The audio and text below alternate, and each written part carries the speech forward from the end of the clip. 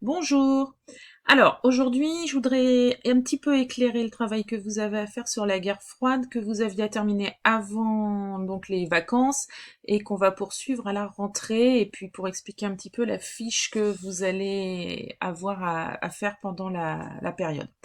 Alors, d'abord, petit retour en arrière avec le moment où l'Europe est libérée à la fin de la guerre, donc en 1944-1945, avec les Américains, les Anglais, les Canadiens qui arrivent donc d'Angleterre et qui libèrent la France en partant d'ici, complété par la libération de Provence et par le sud de l'Italie. Et puis de l'autre côté, les Russes qui arrivent évidemment par là. Au moment de la libération de l'Europe, elle va se terminer quand d'un côté les Américains, les Anglais rencontrent les Russes, en gros le long de cette frontière sur laquelle on va revenir.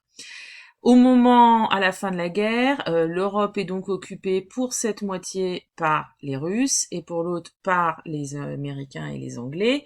Alors quand je dis occupée, ça n'a évidemment rien à voir avec l'occupation allemande, hein, c'est lié à la libération. À la fin de la libération, on va avoir donc l'Europe qui est libérée par deux camps qui ont des idéologies qui n'ont rien à voir.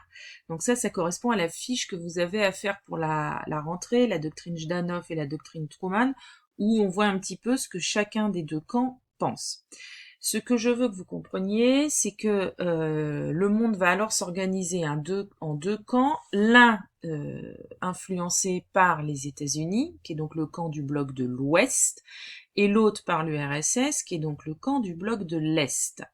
Ces deux camps, vous les avez sur cette carte où on voit comment un certain nombre de pays du monde vont être influencés par un camp ou l'autre, et puis évidemment tous ceux de l'Europe sur lesquels on va s'attacher un petit peu plus. Chaque camp s'organise en alliance, donc les pays du bloc de l'Ouest se regroupent pour une partie dans ce qui s'appelle l'OTAN, c'est-à-dire l'organisation du traité d'Atlantique Nord, qui est un traité qui existe toujours aujourd'hui, donc dans lequel la France les États-Unis, etc. sont ensemble.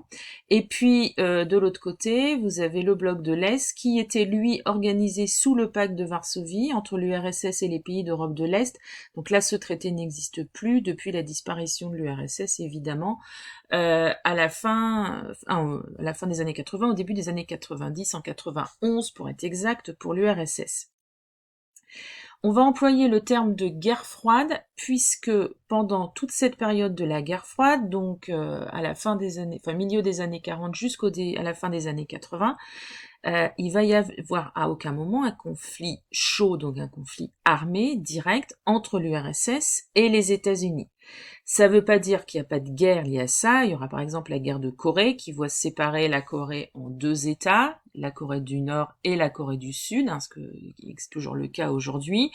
La guerre du Vietnam dans les années 60. Donc il va y avoir des conflits armés directs, mais pas directement entre les États-Unis et l'URSS. Et la première raison de l'absence de conflit direct, c'est que les deux pays ont l'arme atomique et qu'évidemment c'était particulièrement dangereux de se lancer dans un conflit direct.